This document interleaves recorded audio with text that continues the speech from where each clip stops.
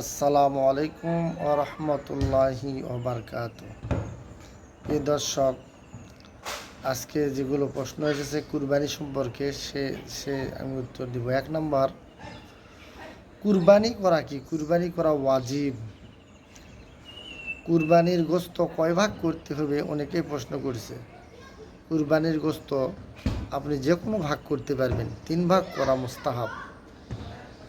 আমরা চাইলে মুস্তাহাবটা করতে পারি, আমরা করব। আর কুরবানিতে আমরা কতজন ভাগ দেব? গরু মহিষের ক্ষেত্রে আমরা 7 নাম দিতে পারবো, 7 ভাগ দিতে পারবো।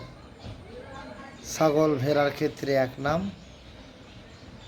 কুরবানি আমি যার সঙ্গে দিব তার টাকা যদি হালাল না হয়, আমি জানি যে এই ব্যক্তির টাকা হালাল না, তাহলে তার সঙ্গে আমার কুরবানি হবে না।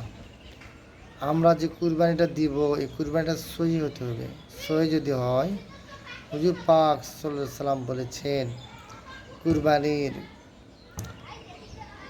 যখন জবাই করা হবে, এই জবাই করার পর কুরবানির রক্ত মাটি পড়তে পড়ার আগে আগে আল্লাহ রাব্বুল আলামিন কুরবানি কবুল করে নেবেন, বলেন সুবহানাল্লাহ।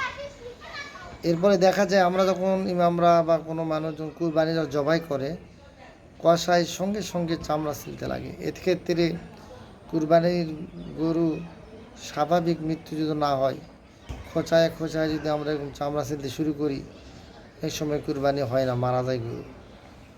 এই জন্য স্বাভাবিক মৃত্যু হতে হবে। কুরবানির পশু একেবারে থেমে গেলে, নড়াচড়া থেমে গেলে আমরা কুরবানির চামড়া যেরকমভাবে আমরা ছিলব, চেষ্টা করব। কারণ কুরবানি তো আমরা দেয় খাওয়ার জন্য নয়, আল্লাহর জন্য আমরা কুরবানি দিই। সেক্ষেত্রে আল্লাহর হুকুম ইবাদত আমরা সুন্দরভাবে করার চেষ্টা করব, তাড়াহুড়া না করব। আল্লাহ রাব্বুল আলামিন যে কথাটুকু বলেছে সর্বপ্রথম আমাকে আমাদের সকলকে বোঝার তৌফিক দান করুক। সকলে আমিন। ওয়া আখিরু দাওয়ানা আলহামদুলিল্লাহ। আসসালামু আলাইকুম ওয়া রাহমাতুল্লাহি ওয়া বারাকাতুহু।